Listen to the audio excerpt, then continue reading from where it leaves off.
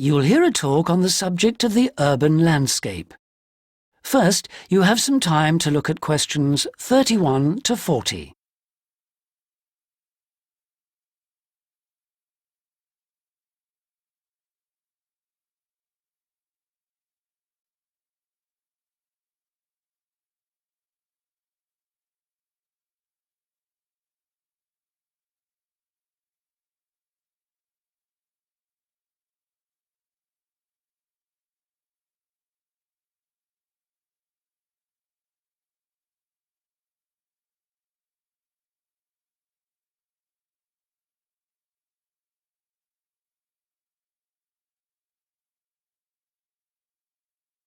Now listen carefully and answer questions 31 to 40.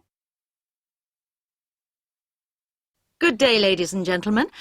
I have been asked today to talk to you about the urban landscape.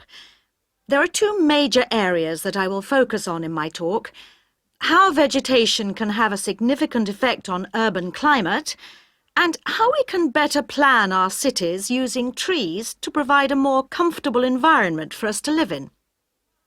Trees can have a significant impact on our cities. They can make a city as a whole a bit less windy, or a bit more windy if that's what you want. They can make it a bit cooler if it's a hot summer day in an Australian city, or they can make it a bit more humid if it's a dry inland city. On the local scale, that is in particular areas within the city, trees can make the local area more shady, cooler, more humid and much less windy. In fact, trees, and planting of various kinds, can be used to make city streets actually less dangerous in particular areas.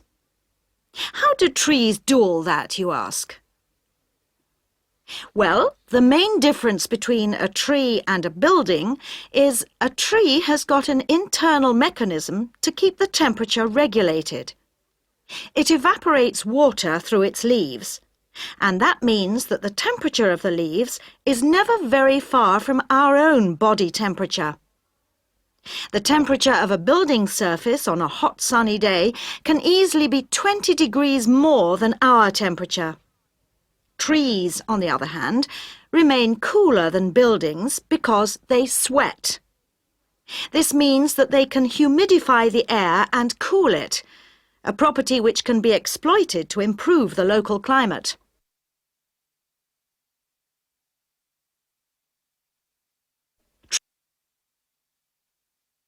Trees can also help break the force of winds. The reason that high buildings make it windier at ground level is that as the wind goes higher and higher, it goes faster and faster. When the wind hits the building, it has to go somewhere.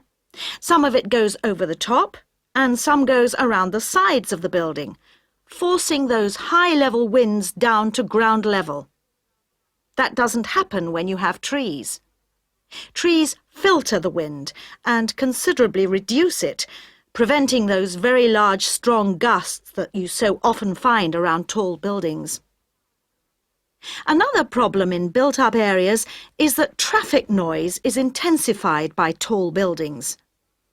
By planting a belt of trees at the side of the road, you can make things a little quieter, but much of the vehicle noise still goes through the trees. Trees can also help reduce the amount of noise in the surroundings, although the effect is not as large as people like to think. Low-frequency noise in particular just goes through the trees as though they aren't there. Although trees can significantly improve the local climate, they do, however, take up a lot of space. There are root systems to consider, and branches blocking windows and so on. It may therefore be difficult to fit trees into the local landscape. There is not a great deal you can do if you have what we call a street canyon, a whole set of high-rises enclosed in a narrow street. Trees need water to grow. They also need some sunlight to grow, and you need room to put them. If you have the chance of knocking buildings down and replacing them, then suddenly you can start looking at different ways to design the streets and to introduce That is the end of section 4. You now have half a minute to check your...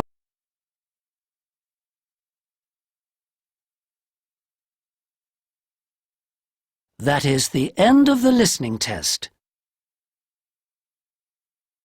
In the IELTS test, you would now have 10 minutes to transfer your answers to the listening answer sheet.